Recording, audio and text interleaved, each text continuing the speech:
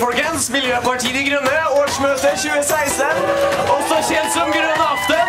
Husk igjen. Ja da, dette skal bli bra. Lan Marie Berg, du er du også, ser jeg. Det skal bli hyggelig. Dra fra ditt statsbudsjett her da, du.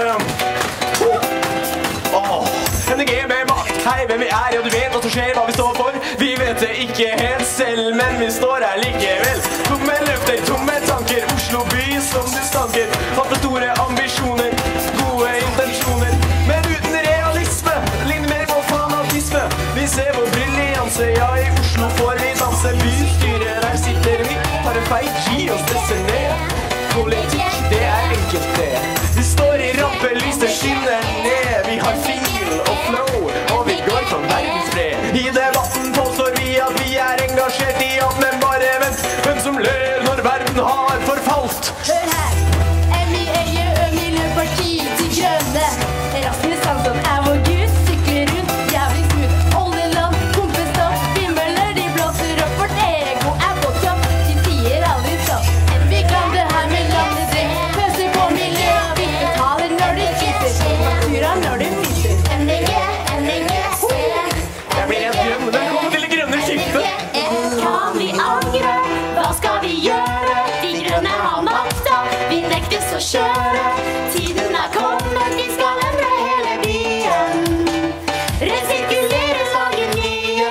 Kan vi angre? Hva skal vi gjøre? De grønne har makta, vi nektes å kjøre. Tiden er kommet, vi skal endre hele byen.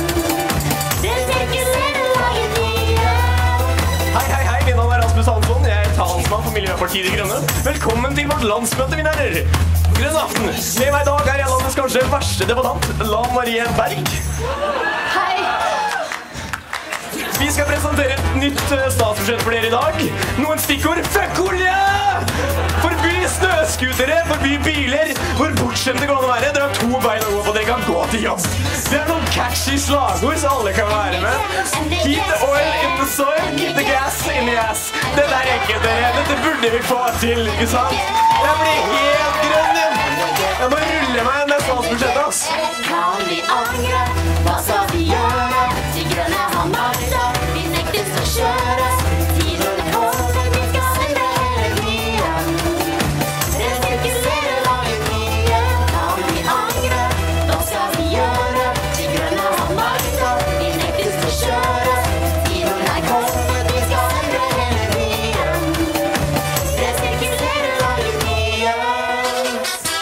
Og så viktig å huske på hjem da, folkens, når du skal sykle hjem igjen. Etter møtet. Ha det godt. Ha det grønt, mener jeg.